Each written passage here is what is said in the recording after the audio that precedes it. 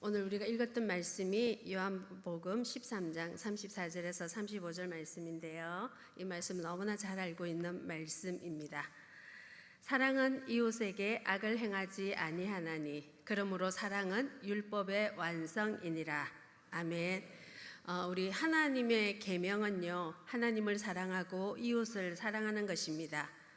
우리가 나를 좋아하고 나를 기뻐해 주는 사람을 사랑하는 것은 너무나 쉽습니다. 그런데 우리 보통 이웃에게 특별한 악을 행하지 않지만 이웃이 나에게 해를 끼치거나 나에게 불편함을 줄 때 우리가 그 이웃까지는 사랑하는 것이 참 쉽지는 않습니다. 그럼에도 불구하고 하나님은 우리로 하여금 서로 사랑하라라고 말씀하셨기 때문에 우리는 이 사랑을 힘써 지켜나가시는 우리 성도님들 되시기 바랍니다. 제자는 주님의 뒤를 따르는 사람들입니다. 예수님은 자신이 떠나야 함을 아시고 그 제자들에게 자신이 떠나야 함의 의미가 무엇인지를 말씀해 주십니다. 제자들의 발을 씻어 주시면서 제자들에게 사랑을 보여주신 것인데요. 그러므로 예수님은 세상에 남겨진 제자들에게 이 제자들이 해야 할 일은 예수님께서 보여주신 것처럼 서로 사랑하는 것임을 보여주신 것입니다. 그래서 제자들은 예수님의 사랑을 깨달아 그들도 제자의 삶을 살아가야 하는 거죠. 예수님은 하나님 아버지의 사랑을 받았고 또 하나님 아버지를 사랑했기에 죽기까지 아버지의 뜻을 따를 수 있었습니다. 그러므로 제자의 길은 사랑의 길입니다. 하나님을 사랑하고 또 이웃을 사랑하는 것입니다. 마태복음 5장 16절에 보면요, 이같이 너희 빛이 사람 앞에 비치게 하여 그들로 너희 착한 행실을 보고 하늘에 계신 너희 아버지께 영광을 돌리게 하라. 아멘. 이것이 바로 제자의 길입니다. 우리가 서로 사랑함으로써 그 빛이 사람 앞에 비치게 함으로써 우리의 착한 행실을 통하여 하나님께 영광을 돌리고 사람들에게는 기쁨을 주는 거죠. 예수님의 가신 십자가의 길이 바로 사랑의 길입니다. 그러므로 이 사랑은 예수님께서 우리에게 주신 새 계명이며 예수님의 제자로서 우리가 지켜야 할 새 계명인 것입니다.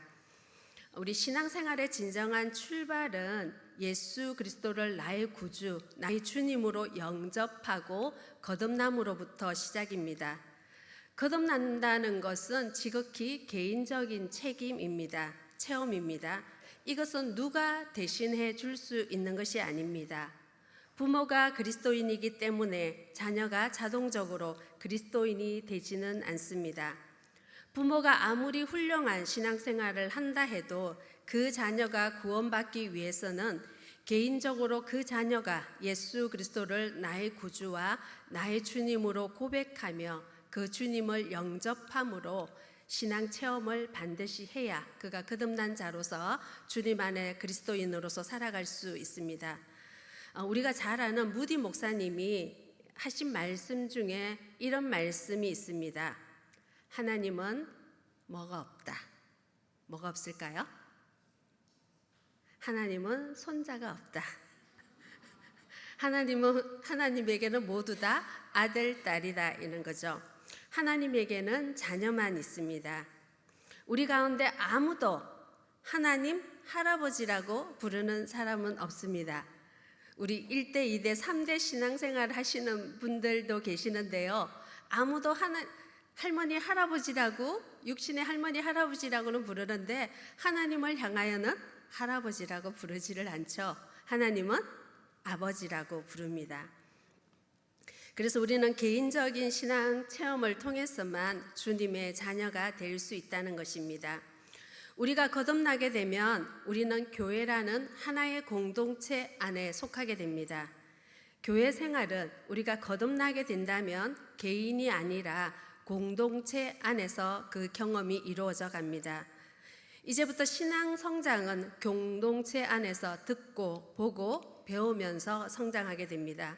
그래서 교회는 모든 성도들에게 신앙 성장에 도움이 될 만한 환경과 예배와 교육 그리고 성도의 교제를 하게 되는 겁니다.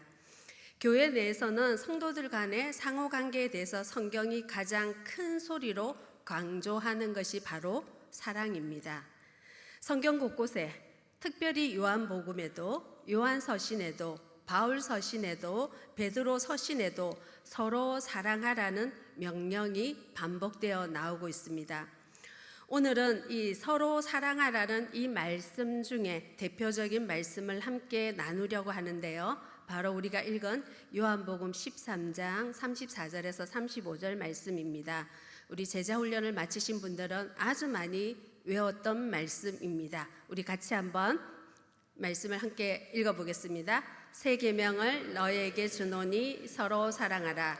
내가 너희를 사랑한 것 같이 너희도 서로 사랑하라. 너희가 서로 사랑하면 이로써 모든 사람이 너희가 내 제자인 줄 알리라. 아멘. 이 말씀 속에는요, 사랑의 명령이 있습니다. 그리고 이 말씀 속에는 사랑의 모범이 있습니다.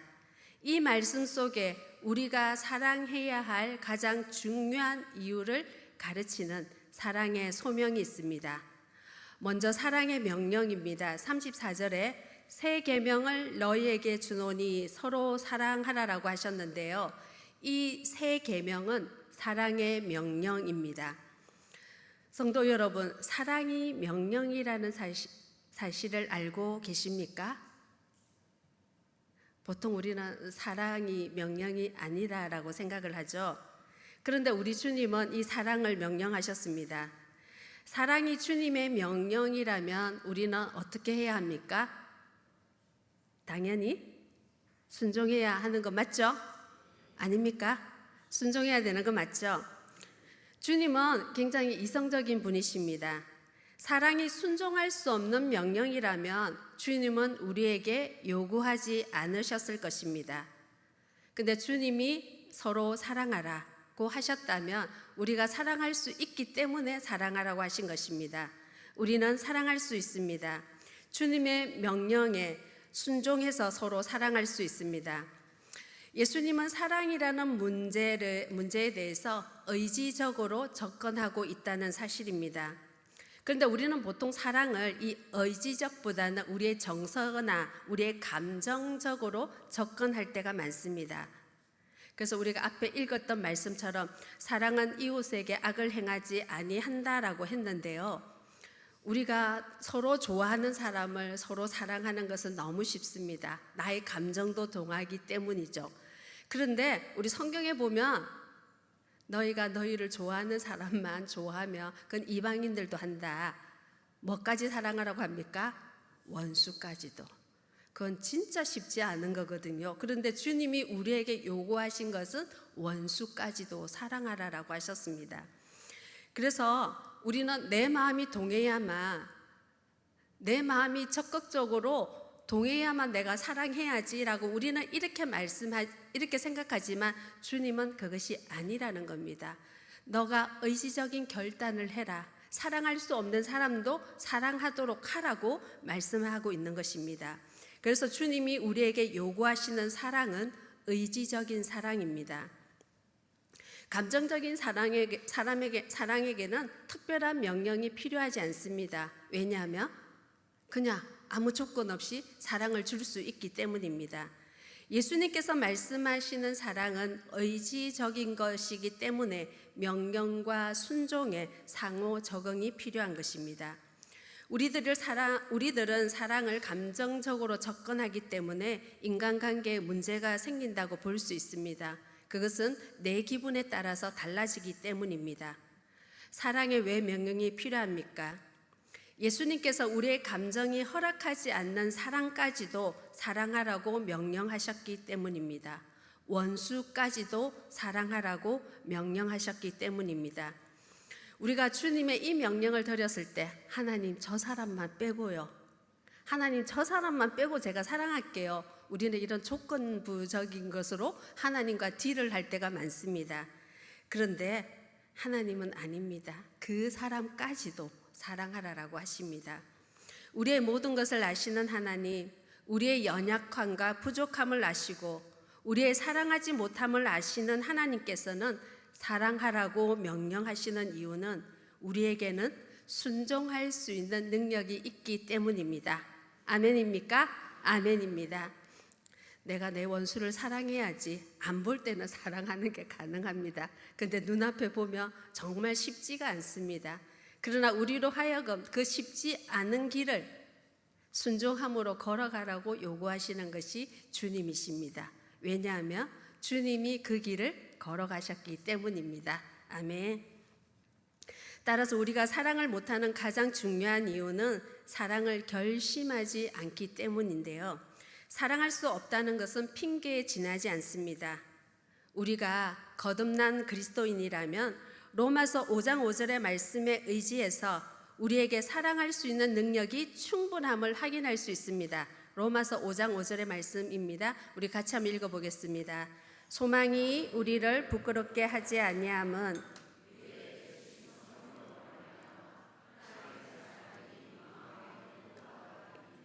아멘.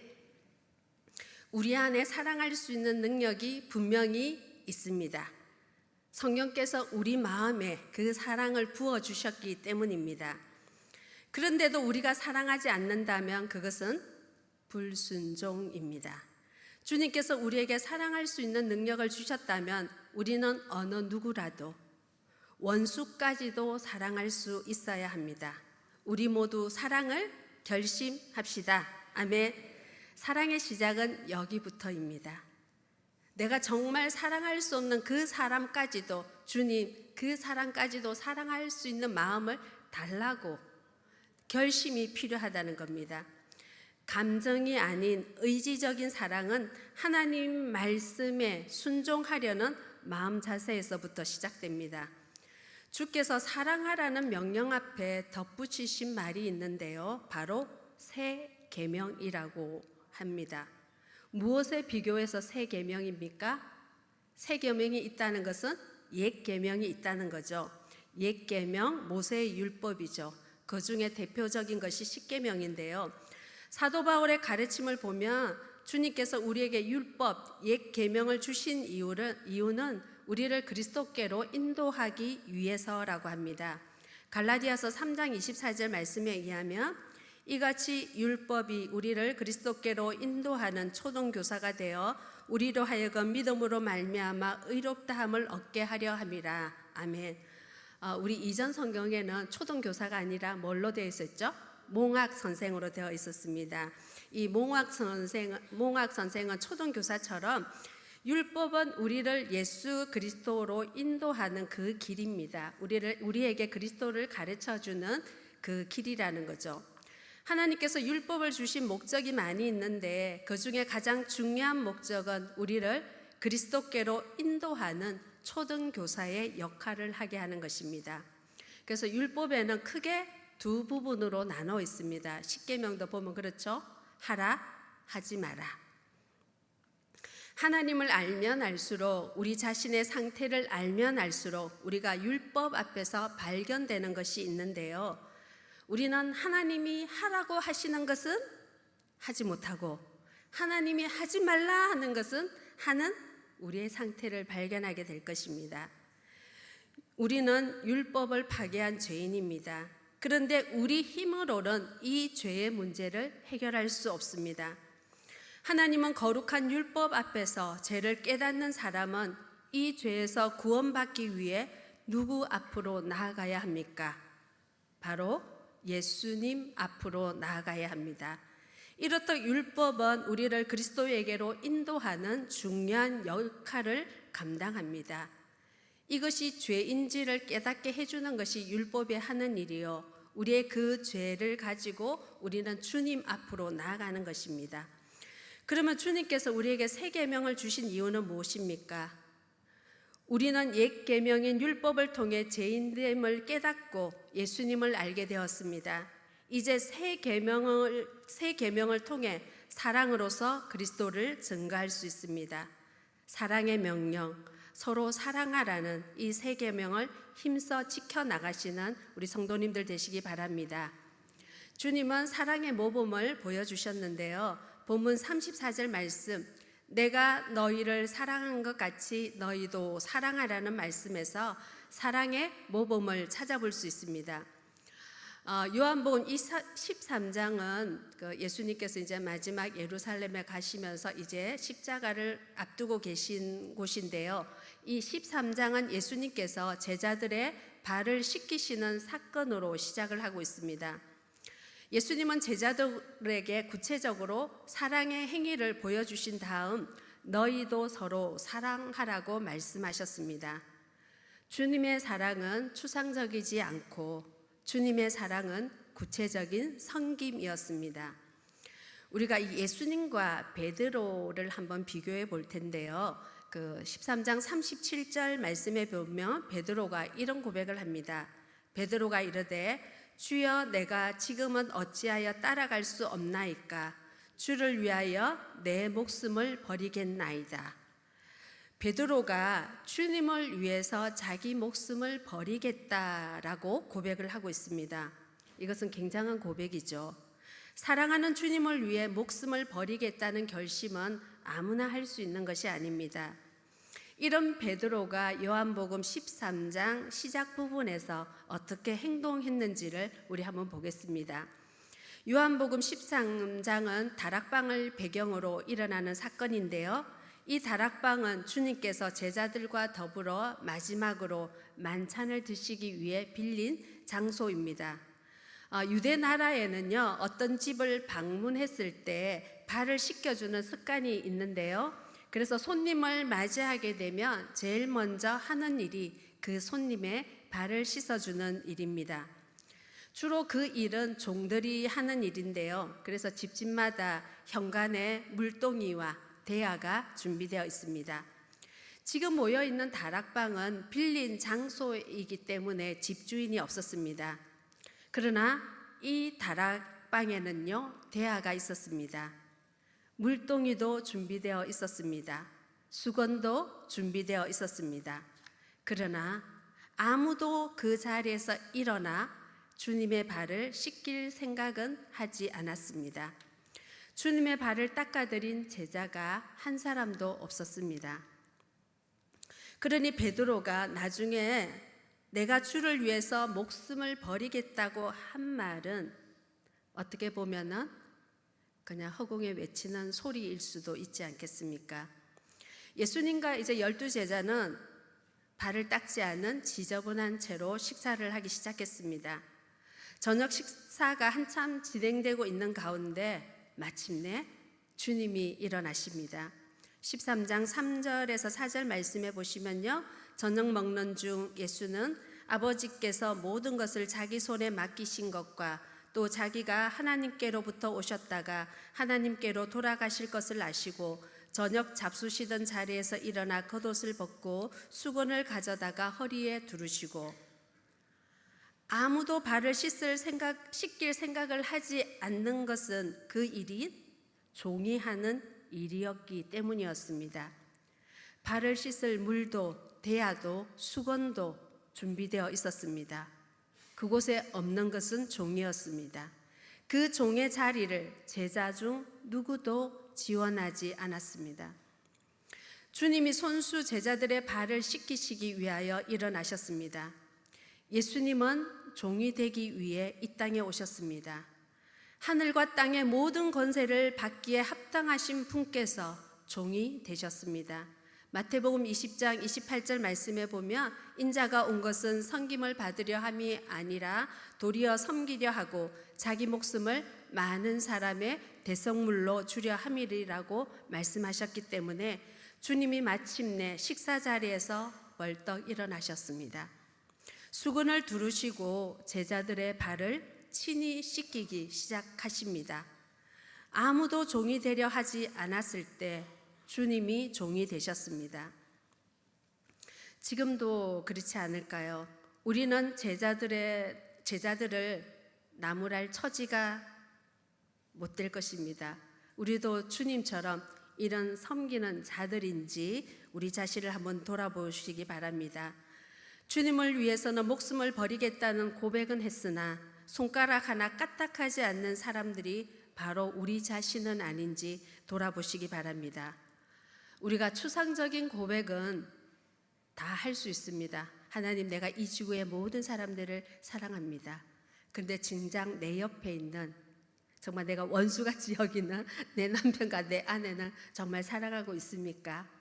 내 이웃은 정말 사랑하고 있습니까? 이런 구체적인 봉사의 자리, 구체적인 삶의 자리에서 이웃의 발을 씻겨주는 사랑의 실처럼, 말처럼 쉽게 할 수 있는 일이 아닙니다.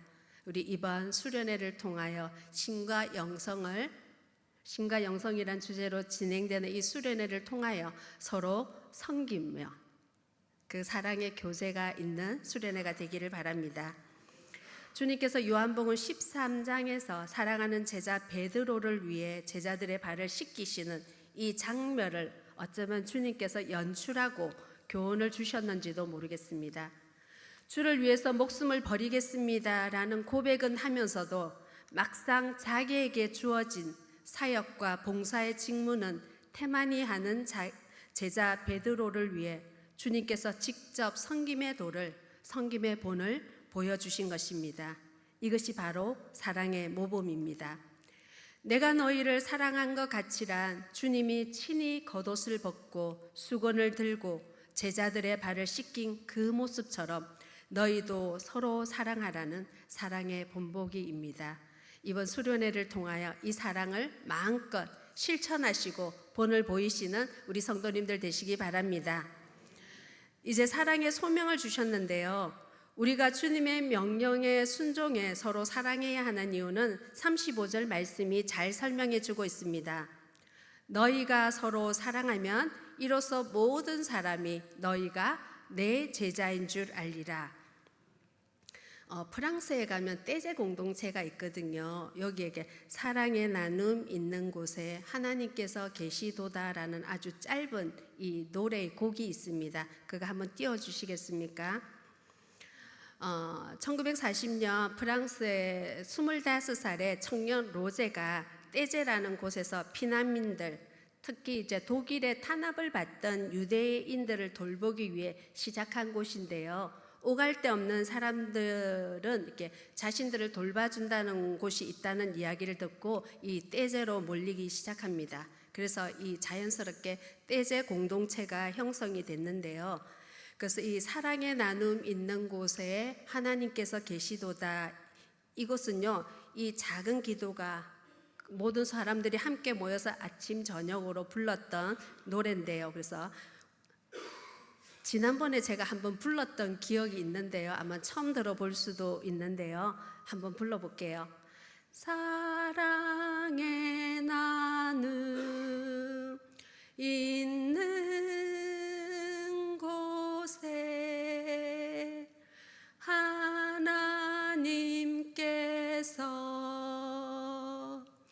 계시도다. 한번 같이 불러볼까요? 사랑의 나눔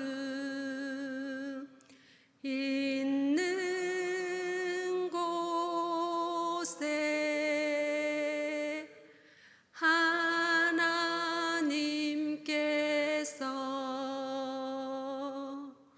계시도다.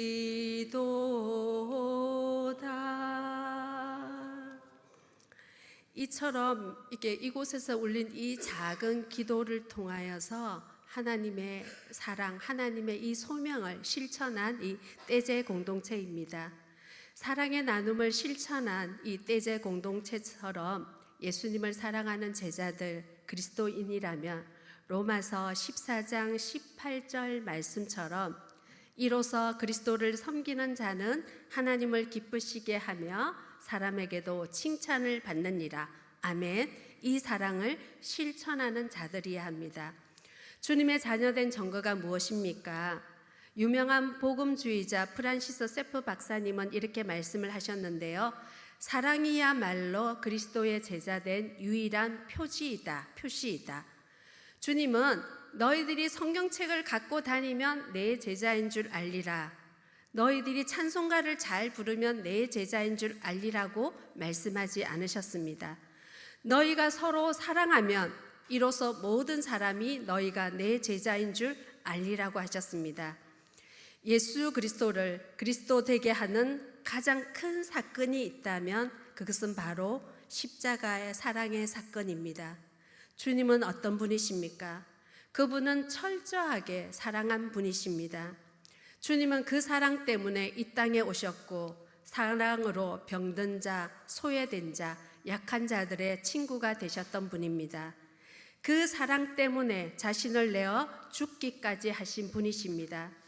주님의 그 사랑 때문에 우리는 지금 여기에 서 있을 수 있습니다. 아멘. 주님의 그 사랑이 없었다면 우리는 모두 다 영벌에 들어갈 자들입니다. 그러나 예수 그리스도의 십자가의 그 사랑으로 말미암아 우리는 하나님의 자녀가 되었고 예수 그리스도와 함께 영원한 생명을 얻었습니다. 아멘. 아멘이시죠? 그런데 오늘날 교회가 이 세계를 바꿀 수 있는 능력과 힘을 상실한 근본 원인은 무엇입니까? 주님께서 가르쳐 주신 사랑을 잊어버리고 실천하지 못한 데 있는 것입니다. 교회가 없어서가 아니라 사랑이 없어서입니다. 교회가 진정한 능력을 나타나지 못하는 이유가 어디 있습니까? 교회는 먼저 사랑을 회복해야 합니다. 예수님이 교회에게 주신 그 사랑을 회복하면 전도를 통해 영혼을 살리며 세계를 향해 나아갈 수 있는 것입니다. 한 영혼을 돌보고 사랑하고 우리 마음을 내어주고 이웃의 발을 씻어주는 진정한 사랑이 있다면 잃어버린 영혼을 찾고 찾는 전도의 열매를 낼 것입니다. 참된 전도는 한 영혼을 향해서 주님이 하셨던 구체적인 사랑을 보여줄 때 그 능력은 힘있게 일어납니다. 수건을 들고 제자들의 발을 씻겨주는 사랑이 없으면 영혼을 변화시키는 사역은 감당할 수 없습니다. 사랑이 전도와 열매를 맺게 합니다. 여기에 진정한 사랑의 소명이 있습니다. 사랑하는 성도 여러분, 이 위대한 메시지를 기록한 사도 요한은요, 요한복음이나 요한 1, 2, 3서를 통해 줄곧 사랑을 강조하고 있습니다. 요한 1서에 제일 많이 나타나는 표현은 서로 사랑하자, 서로 사랑하라입니다. 사도 요한은 한평생 서로 사랑하라를 외친 것입니다. 이 요한은 밤모섬에 유배 갔다가 풀려나오는데요. 그의 나이가 거진 90이 넘어선 상태에서 에베소에서 마지막 생애를 보냈다라고 나타나고 있는데요. 요한은 육신이 연약해진 말년에도 제자들의 부축을 받아가며 말씀을 전했던 사도입니다. 사도 요한은 어김없이 똑같은 설교를 되풀이했다고 합니다. 아마 우리가 목사님께서 매주 똑같은 설교를 하신다면 왜 맨날 똑같은 설교를 하냐고 했을 텐데, 이 사도 요한은요 똑같은 설교를 했는데 어떤 설교였냐면 서로 사랑하라, 이 말씀이었습니다. 그래서 한 제자가 묻기를, 선생님 오늘은 새로운 설교가 없습니까? 라고 물었습니다. 그래서 요한은 강대상에 올라가서 이렇게 말합니다. 내가 너희들에게 새로운 설교를 하노니 서로 사랑하라고 했답니다. 이만큼 사랑이 중요함을 강조한 것입니다. 사랑하는 갈릴리 교회 성도 여러분, 서로 사랑하라는 이 세 계명을 힘써 지켜나가시는 저와 여러분들 되시길 바랍니다. 우리 모두 진정으로 서로 사랑합시다. 이 사랑은 주님의 명령입니다. 사랑은 주님이 먼저 모범을 보여주셨고 소명을 주셨습니다. 우리가 힘써 지켜야 할 세 계명, 이 사랑을 순종할 때 진짜 사랑을 할 수 있습니다. 세 계명을 너에게 주노니 서로 사랑하라. 내가 너희를 사랑한 것 같이 너희도 서로 사랑하라. 너희가 서로 사랑하면 이로써 모든 사람이 너희가 내 제자인 줄 알리라. 아멘.